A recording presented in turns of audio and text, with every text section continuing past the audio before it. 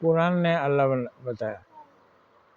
सारे मुसलमान कहते हैं अल्लाह दुनिया का मालिक है, खुदा दुनिया का मालिक। खुदा किसको कहते हैं? जिसने खुद को पैदा किया, जिसको किसी और ने पैदा नहीं किया, जो खुद का मालिक है, जिसके ऊपर कोई और नहीं है, खुदा। कहा जाता है आप खुदा नहीं है, आप बहुत बलवान है, बहुत धनवान है, बहुत विद्वान है, लेकिन आप खुदा नहीं है। खुदा का मतलब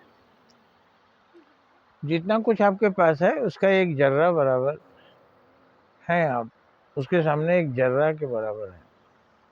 जो बुद्धि, जो ज्ञान, जो विज्ञान, जो बल, जो धन, सारी सृष्टि का। और सृष्टि धरती नहीं है, सृष्टि है आकाश गंगाओं से लेकर सारा सब संपूर्ण कायनात का मालिक है अल्लाह। सारी सृष्टि का मालिक है भगवान, और सारी सृष्टि का मालिक है गॉड। और हम कौन है? सृष्टि के एक अंश है, तो हमारा मालिक गॉड है, अल्लाह भी है और भगवान भी है। क्योंकि हम एक ही शक्ति को तो खुदा मानते हैं जिसने दुनिया को बनाया। इस तरह से अगर हम उदारता पूर्वक बोलें तो खुदा केवल तुम्हारे नहीं हमारे भी हैं, भगवान केवल हमारे ही नहीं तुम्हारे भी हैं। गॉड फॉर ऑल, गॉड सबके लिए है। तो इसका मतलब ये सर्वशक्तिमान परमात्मा हम सब के मालिक हैं, तो हमारा उन पर हक है। उनकी इबादत करने का हमको हक है, उनकी दया पाने का, हम अनुकंपा पाने का हमारा हक है, उनका प्यार पाने का हमारा हक है।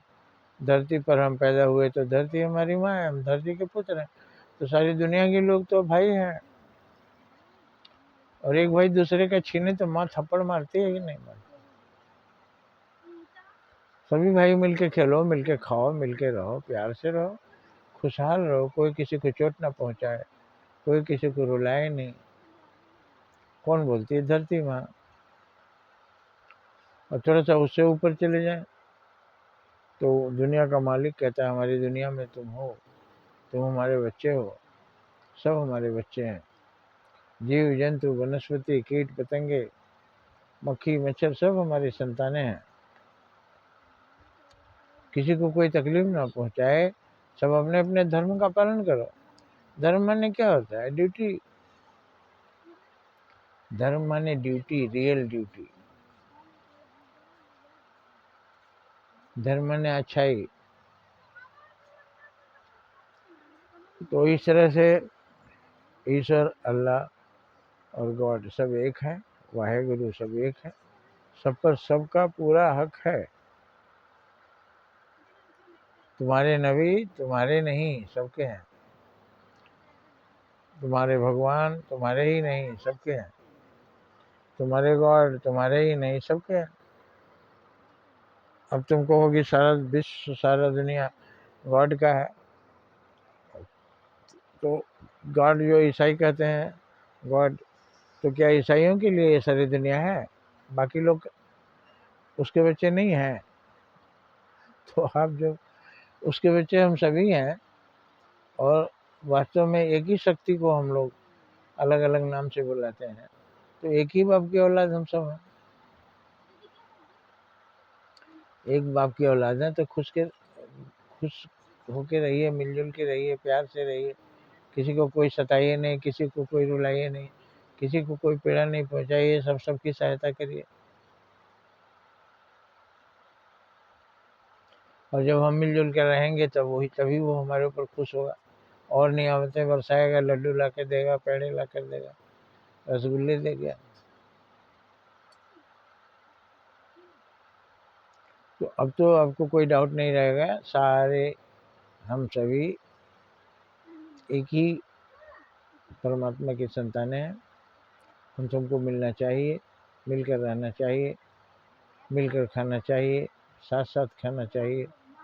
सह नौ भुनक्तु, साथ साथ हम लोग खाएं, सह वीर्यं करवावहै।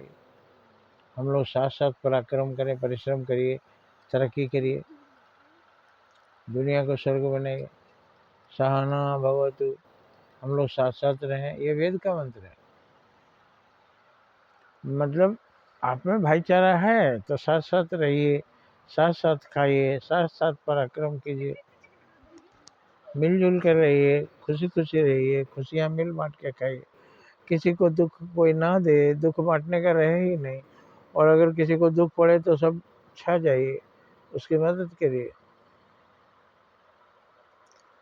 कहीं लिखा है वेद में कि केवल हिंदू लोग साथ साथ रहें? सहना भवतु, हम लोग सब साथ साथ रहें। अब हम लोग कौन है? हम लोग परमात्मा की संतान है। अगर धरती का मानते हैं तो आदमी को, तो हम सभी आदमी मिलजुल कर रहे हैं। लेकिन वेद तो कहता है आदमी, जीव जंतु, वनस्पति, सब कुछ, पानी, हवा, आकाश, सूर्य, सब कुछ में सब कोई मिलजुल कर रहे हैं, एक दूसरे की मदद करें, किसी में किसी का विरोध ना हो। पृथ्वी शांति, पृथ्वी शांत रहे। मतलब इस वक्त तूफान, आंधी तूफान, लड़ाई झगड़े, बाढ़, सूखा, प्रलय, ताप, वर्षा, ये सब समभाव से हो, प्यार से हो। तो सबके लिए सुख की कामना करना, यही वेद कहता है और यही सभी धर्म भी कहते हैं। इसलिए इस्लाम केवल तुम्हारा नहीं, हमारा भी है। हिंदू धर्म, सनातन धर्म हमारा ही नहीं, तुम्हारा भी है। और सबसे पहले तो यही था, सनातन। बाद में सारे संत महात्मा पैगंबर पैदा हुए, उन्होंने नए तरीके से समझाया। तो तरीका उन्होंने नया बताया, लेकिन कुछ नया नहीं बताया, वही पुरानी अच्छी अच्छी बातें बताई। जो पहले अच्छी थी वो बाद में भी अच्छी है और भविष्य में भी अच्छी रहेंगी। और जो खराब बातें हैं वो पहले भी खराब थी, आज भी है और भविष्य में भी रहेगी। खराब तो खराब। तो सभी धर्मों ने अच्छाई की शिक्षा दी, तो सब धर्म हमारे हैं